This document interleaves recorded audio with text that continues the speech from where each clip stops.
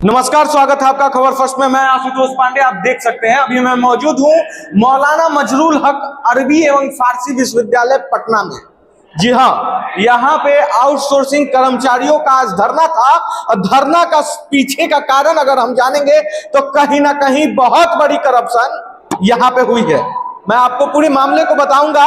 मामला ये है कि कहीं ना कहीं फाइनेंशियल एडवाइजर जो होते हैं, फाइनेंशियल एडवाइजर और यहाँ की कमेटी के द्वारा यहाँ के आउटसोर्सिंग जो कर्मचारी हैं उनका वेतन को रोक दिया गया। सवाल उठता है, अगर ये खटते हैं तो वेतन रोकने वाले आप कौन होते हैं?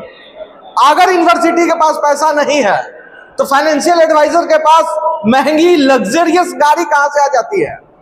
अगर ये सारे सवाल होंगे, अभी हम ऊपर चल रहे हैं और दिखाएंगे आपको वो सारी। दिखने में ये एक टॉप क्लास यूनिवर्सिटी की तरह है।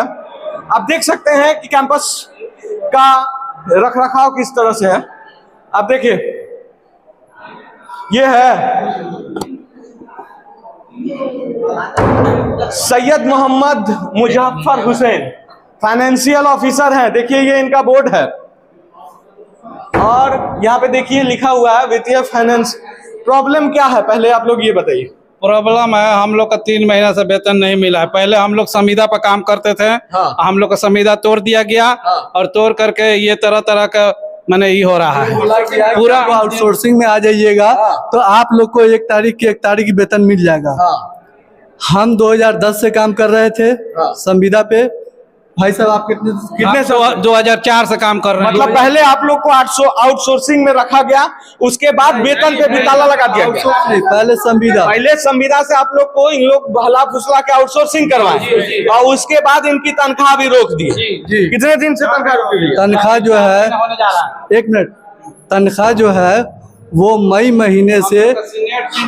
महीने से वो कंपनी को चेक यूनिवर्सिटी द्वारा गया नहीं है। हाँ। फिर भी वो कंपनी हम लोग को अपने तरफ से 1 महीने का वो पैसा दे दिया है। ठीक, मई महीने का। जून से अब तक का पैसा हम लोग का बकाया है और 2 साल से कोई वेतन बढ़ोतरी नहीं हुआ है। क्यों रुका गया? इसका कोई कारण बताएं। इसका कारण हम लोग का यही पता चला है कि बाहर में लोग खेलते हैं कबड्डी, अंदर में लोग खेलते हैं फाइल। हाँ। अब आप खुद पूछिए ऑफिसर से कि फाइल क्यों खेल रहे हैं। अभी हम ऑफिसर के ये देखिए ऑफिस है, सिटी में मैं मौजूद हूँ। मैं बता दूं कि यहाँ पे बहुत बड़ी बात हुई है, लेकिन हमारे साथ देखिए फाइनेंशियल एडवाइजर जुड़े हुए हैं।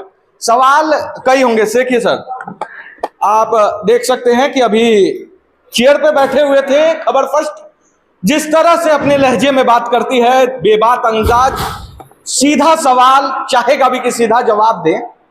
कहाँ जा रहे हैं सर? जा रहे हैं। कहाँ जा रहे हैं? जवाब दीजिए ना पहले। नहीं जवाब देंगे ना। काहे नहीं दीजिएगा जवाब? इतना लोग को खटा रहे हैं, आपको अगस्त तक का सैलरी मिल रहा है और इन लोग को नहीं दीजिएगा। रजिस्ट्रार आपको अगस्त तक का सैलरी दिया कि नहीं दिया? हमको ये बताइए। वो रजिस्ट्रार आपको दिया कि नहीं अगस्त तक का सैलरी? हमारी तबीयत अगर खराब हो रही है। नहीं तबीयत तो आपकी ऐसे भी मेरे सवाल से खराब होगी, क्योंकि सवाल ही रहा। कहा जाता है सच कड़वा होता है तो कड़वा दवाई भी होता है सर। आपको इसी सच के कड़वे दवाई से आपको इलाज हो जाएगा। तबीयत में क्या खराबी है? क्या खराबी है बताइए। नहीं तबीयत देखिए, सीधा सवाल पूछा जा कि जब रजिस्ट्रार आपको अगस्त तक का दे सकता है तो इन कर्मियों को क्यों नहीं? ये काम नहीं करते हैं क्या?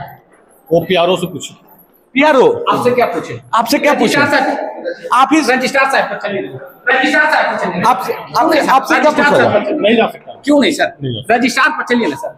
आप मंडे को आइए, बीसी साहब नहीं सर, आज मंडे को आइए। सैलरी 4 महीना से नहीं मिला सर, बस इतना सर। हम आपसे सुनिए ना सर। सर पैर पकड़ते हैं सर। मेरी बात- गरीब लोगों की बच्चे अरे यार, पैर क्यों पकड़ेंगे? हम पैर पकड़ लेते हैं सर। इन लोगों को दे दीजिए ना सर, सैलरी दे दीजिए। आपका सैलरी मिल गया ना? मेरी बात सुनिए ना। जी वो सुनाइए। रजिस्ट्रार साहब गवर्नर के फाइल भेजेंगे, गवर्नर साहब का अप्रूवल होके आ जाएगा, हम लोग सैलरी तुरंत कब दे तक देंगे। ला जाए? 4 महीना से क्यों नहीं हुआ सर? 4 महीना से अप्रूवल क्यों नहीं तो हुआ? हम बता रहे हैं ना कि फाइल में 1.25 महीना तक फाइल को वो रखे रहे हैं आप रजिस्ट्रार कितने साहब। दिन तक ला रखे? हम नहीं रखते हैं। अब अच्छा। हम तो कहाँ का फाइल मंगवाई ना, देख लीजिए फाइल देखने के तो बाद। सर आप क्यों भाग रहे हैं? हम तो फाइल जाइए फाइल लेकर आइए। चलिए सर, चलिए ना सर। रजिस्ट्रार साहब के पास चलिए ना सर। रजिस्ट्रार नहीं जाएंगे। आप क्यों सर? फाइल लेकर आइए। रजिस्ट्रार सर हम आपसे हाथ हम नहीं जाएंगे। हम कड़वे सवाल नहीं करेंगे सर। सवाल एक है कि रजिस्ट्रार के पास क्यों जाएंगे फाइल लेने? ये आपके यूनिवर्सिटी के कर्मचारी हैं। हम फाइल लेने नहीं। आप अपने कर्म से क्यों नहीं पीछे हट रहे हैं?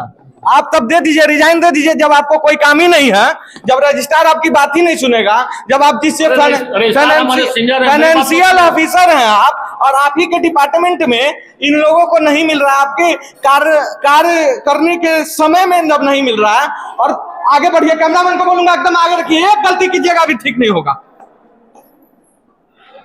सीधा सवाल है कि आप ना ड्यूटी कर रहे हैं सर, आपका ये कार्यकाल है, आपके कार्यकाल में ये स्थिति है कि यहाँ के एम्प्लॉय को सैलरी नहीं मिल रहा, कौन है इसका जिम्मेवार, कौन होगा?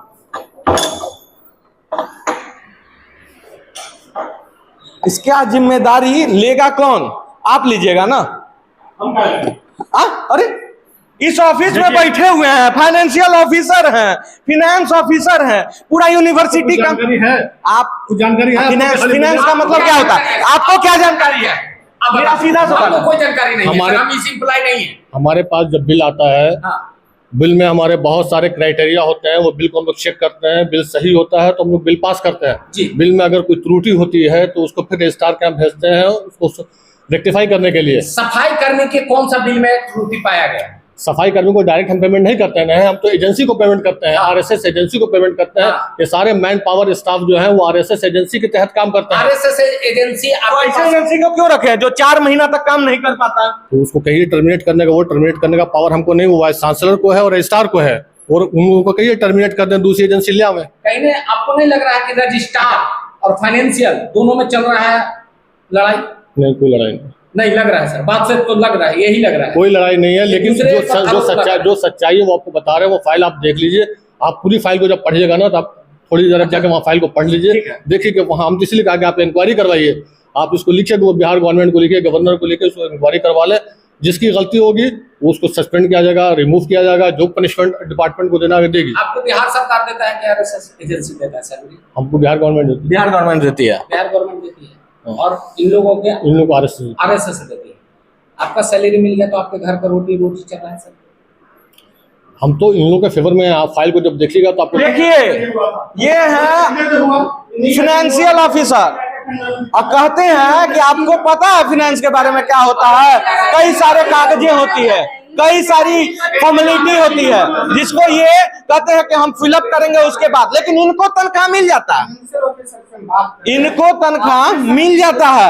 इसलिए, और ऐसे देखिए हमारी बहनें हैं, हमारी माता जी मौजूद है। हम गरीब मारे जा रहे हैं, गरीब मारे जा रहे हैं, बड़ों लोगों की कुर्सी पर सैलरी जा रही है, हम गरीब लोग पैसे के लिए मुंह तक में है, 10 रुपया भाड़ा नहीं है।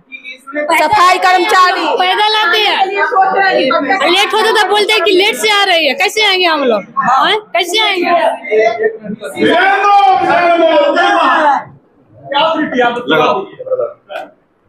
हम जवाब नहीं देंगे, पीआरओ के पास देगा। आप यहाँ पे क्या करते हैं?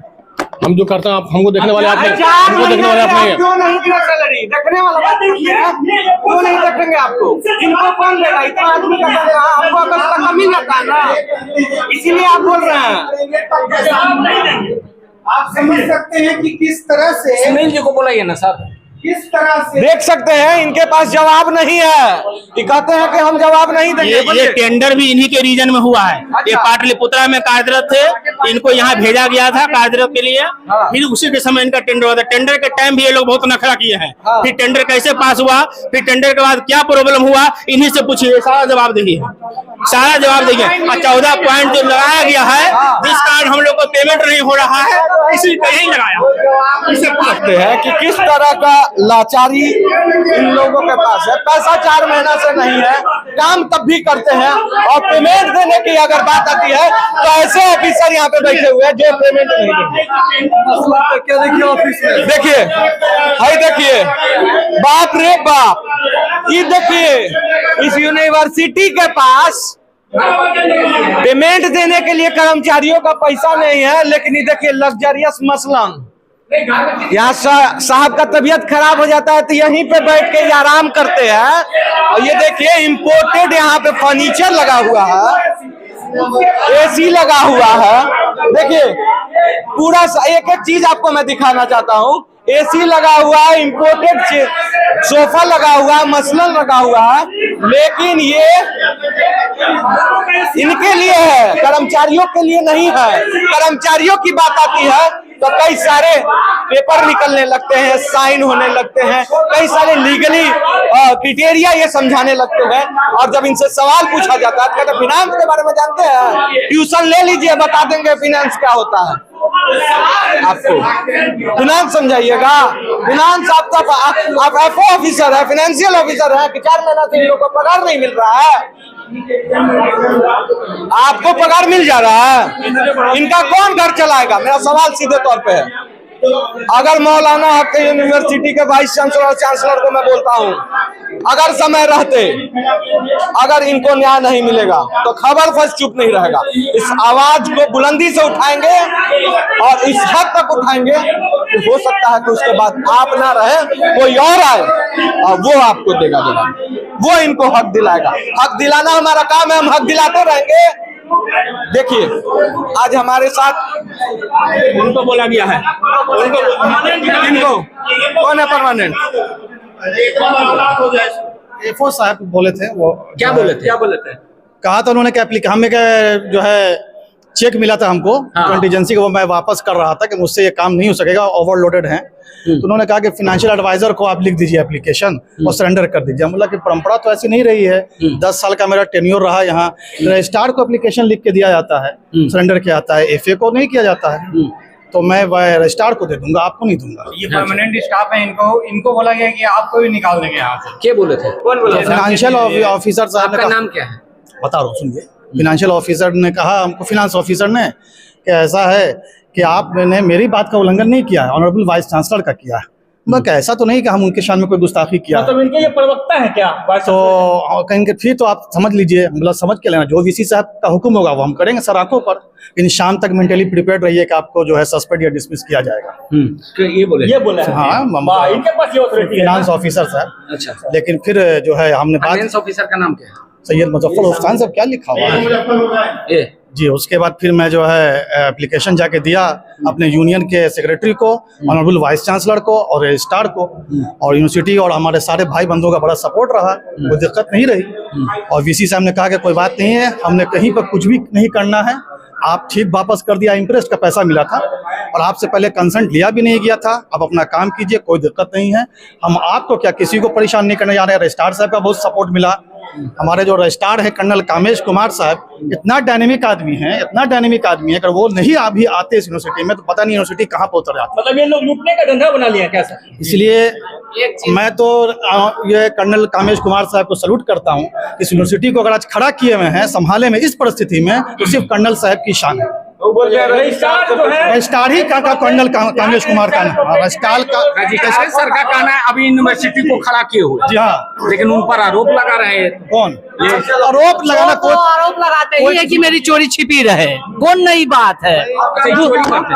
चोरी है नहीं, आप बाईपास किसी को भी आरोप तो किसी को लगा सकता है कोई आदमी भी, ठीक है ना। आरोप लगाने की बात नहीं है, आरोप आप सिद्ध कीजिए ना, आप सिद्ध कर दीजिए, आरोप आप सिद्ध कीजिए ना। देखते हैं कि एक मौलाना मजरूम हक यूनिवर्सिटी का अगर हम बात करें, अब बात अगर फाइनेंशियल ऑफिसर की हो, तो आप देख सकते हैं कि वो इस कदर का स्टेटमेंट जारी करते हैं जैसे कि वो इस यूनिवर्सिटी के वीसी हो। ऐसे में सवाल उठता है कि फाइनेंशियल ऑफिसर को ऐसा पावर देने के पीछे किसका है? क्या कहीं वाइस चांसलर और चांसलर इसमें संलग्न तो नहीं है?